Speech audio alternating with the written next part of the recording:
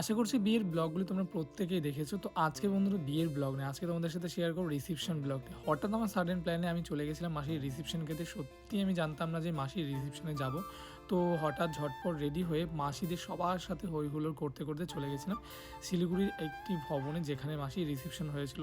সেখানে গিয়ে মাসির সাথে কিছু ছবি ভিডিও করলাম। সেখানে একটু সময় আমিও ছবি কিছু তুললাম। তুলে চলে গেছিলাম স্টলের খাবার খেতে। তোমরা তো প্রত্যেকেই জানো বিয়েবাড়ি মানে স্টলের খাবার মিস করা যাবেই না।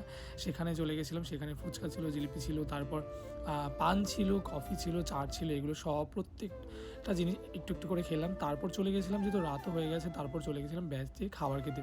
আর তোমরা জানো তো এই ব্যাচের খাবারের পুরো পরিবেশনের দায়িত্ব নিয়েছে নবান্ন ক্যাটারার। খুব সুন্দর করে পরিবেশন করছিল, ভীষণ ভালো লাগছিলো, খাবারও ছিল ভীষণ টেস্টি। তারপরে এতগুলো খাবার কোনটা ছেড়ে আমি কোনটা খাবো, তোমরা প্রত্যেকেই জানো বিয়েবাড়িতে প্রচুর খাবার দাবার থাকে, তাই আমার প্লেটের অবস্থা এরকম হয়েছে। তো আশা করছি তোমাদেরও কি বিয়েবাড়িতে এই এক্সপিরিয়েন্সটা হয়েছে প্লেটের অবস্থার, অবশ্যই